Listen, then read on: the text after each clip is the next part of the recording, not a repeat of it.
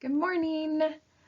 So if you are staying at home today, I figured I'd do a video of our work for March 16th, which is Monday, and March 17th, which is Tuesday, so that you have an idea of what's going on. A reminder that our paper is still due this Thursday. Miss Witt and I will be grading on Friday to make sure that you've got your third quarter grades all up to date.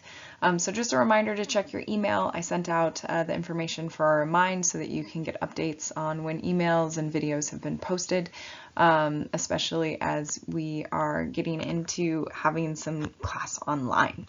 So hopefully you're staying healthy and safe, and I will try to make this video quick. So a couple of things, just a reminder, we are still talking about elements and how we use the periodic table to identify them. So if I have an element that has 24 protons, you're going to have to take a look at the periodic table to see what element that is. A reminder that to find the protons, you have to look at the atomic number, which is the same as the smaller number of the two on the periodic table tile. So that second one, atomic number 4, you'll have to see which one that is. And then our third one has 4 valence electrons and 3 shells. So a reminder that each of the columns, the things that go up and down, those are going to have the number of valence electrons. So we know that column 1 has 1 valence electron, column 2 has 2, and then we actually skip the valley there of metals. And so you're going to look at column, what's technically column 13 is going to have 3 valence electrons, and then column 14 is going to have 4 valence electrons. So the shells don't change, so we would just go down by the rows, 1, 2, 3, and then we would be able to figure out which element that is. So if you have questions, please feel free to text me via our Remind app or to email me if you are wondering what the answers are. All right, so we're going to get right into it. Today we are continuing to work on writing our body paragraphs. So a reminder that we have 2 sections of informative body paragraphs. There's a third one if you would like to add it, but that is kind of for the spicy writers. For those of you that are just needing something even-keeled and mild, you'll just do 2 body paragraphs for your informative portion, and then your third body paragraph will be for your argumentative portion. So your goal is to complete at least 1 body paragraph in the next hour and a half, and then have some time to get some peer feedback. So far we've identified our object and the elements in it. You've done some research, passed the first page of Google, you've done a CRAP test to identify credible sources, and you have written your first draft of your thesis and claim. Last week we also went ahead and started working on that first informative body paragraph, which lots of you got done, which was awesome. All right, so here is just a reminder that that second section, section 2, is 1 to 2 paragraphs, about 7 to 8 sentences each, and we're doing an informative body paragraph that provides basic information on your element. So a reminder, you can have your specific thing that you're talking about. For example, deodorant. You could be talking about deodorant and arguing why we should not continue to use a specific element in deodorant, such as aluminum. So aluminum would be your focus in this informational body paragraph, where you're going to really easily just use something like the encyclopedia, right? So encyclopedia is your friend for this one right here. Don't mind my horrible handwriting. But the encyclopedia is one that's really, really easy for this portion as your evidence. The commentary portion, I want to note one really important piece here for commentary is the number of valence electrons, okay, as well as the relative reactivity, which those 2 things go hand in hand.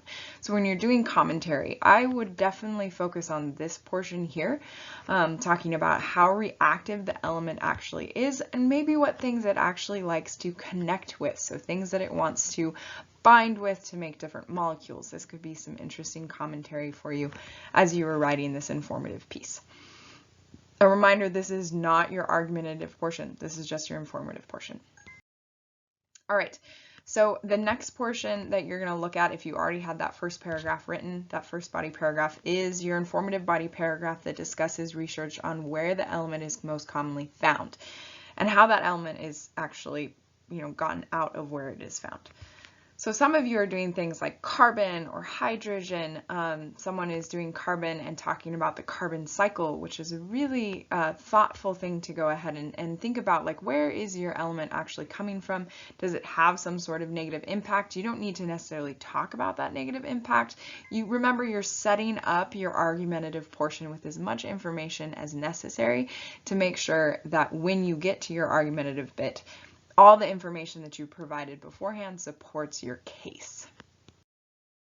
All right, so this is time for you to set a timer for about 30 minutes to 45 minutes to write out that next body paragraph. Remember, we're still focusing on a specific element, or you may be focusing on several different elements, but you want to talk about, again, what makes them up, where are they found? And remember, elements are only those things that are found on the periodic table. You might have something like titanium dioxide. So that's two different elements combined together into a molecule. So you've got titanium, which is on the periodic table, and you have oxygen, which is on the periodic table. So if you have questions, again, please feel free to reach out to me. Ask anything that you're not sure about. This is a great time to do that during our class time at 9:15 a.m. until 10:49 a.m. So make sure you are emailing me or sending me a remind via our Remind app, just to make sure you're getting clarity. So set a timer for yourself, sit down, focus on writing, don't let your phone be a distraction, and then we're going to take some time to swap.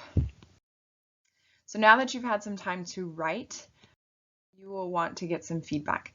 So I would encourage you to send me an email or to send a classmate an email of what you are working on and have them highlight the different portions.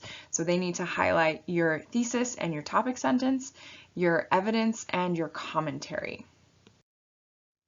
So when you've done that, make sure you've got some feedback of if you were missing anything, if maybe there wasn't something clear, that you maybe needed to edit some of your grammar. Just make sure you're putting in to play the feedback that you got, so you're actually clarifying based on the feedback from your peers. So your time to go ahead and work. Continue writing your essay. Again, that is due on Thursday of this week. And a reminder that the way that we know what element we're working with is based upon the number of protons. If we change the protons, we change the entire element. And so protons are really, really important, something that you could absolutely talk about in your commentary for your informational body paragraphs. All right, good luck, you guys.